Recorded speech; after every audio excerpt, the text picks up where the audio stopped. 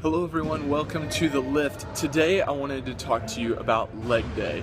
You see, leg day is one of my favorite days because it's one of the first muscle groups I ever worked out. When I first started working out, I was trying to lose weight. And so my trainer, who is one of my fraternity brothers, he had me work legs all the time. So I really enjoy working legs, but today I decided that I was going to push my legs harder than I ever had before. And so I am very sore right now. And as a matter of fact, as the workout was going on, I was feeling the soreness more and more and more.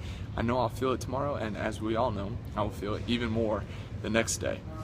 But it reminded me of something. Actually, as I was working out, I was listening to a sermon by Pastor Stephen Furtick from Elevation Church. I've told you about him before.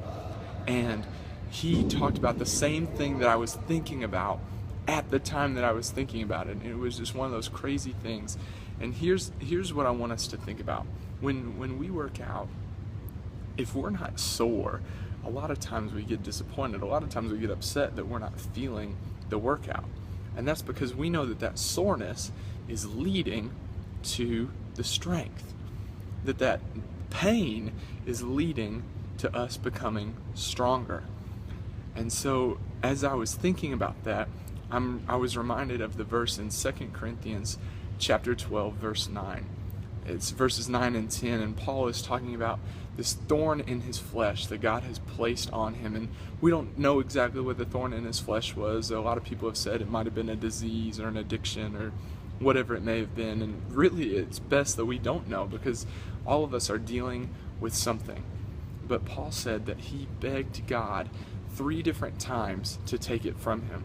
And I recently learned that that word begged right there is the same word that's used in another place in the Bible where a man's daughter has died and he's begging Jesus to heal her. So it's as if his daughter was dying. Paul is begging God to take this thorn, this pain, this addiction, whatever it was, from him, just like we do all of the time.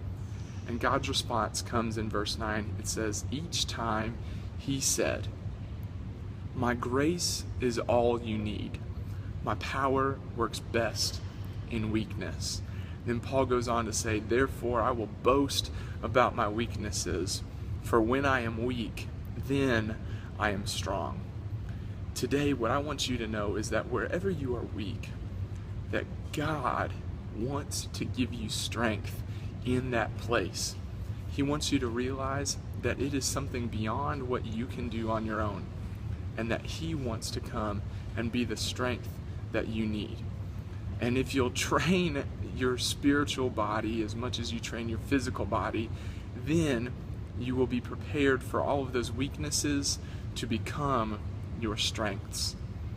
Remember that anytime you're feeling weak, that is when God is trying to get your attention and say, reach out to me and I will give you some strength that is beyond your imagination. As we know in 1 Timothy 4:8 it says, physical training is good, but spiritual training is even better, promising benefits in this life and in the life to come. So if we'll give God our weaknesses and we will spiritually train, then we will find the strength that is so much more than muscles. This is The Lift. What's up, guys? Brad Marley here with your workout tip of the day. I want to share a nutrition tip with you, and that's regarding the subject of inflammation. Now, inflammation is what you feel when you're sore in between your workouts. So obviously we want to reduce that soreness recovery time so that we can get back to working out again. A lot of foods are good for anti-inflammation, but specifically leafy greens. So if you're not getting enough leafy greens into your diet, add more. If you're not getting any at all, I really suggest you add them. You're going to feel a difference, and you're going to decrease the recovery time in between your workouts. Strength is more than muscles. This is The Lift.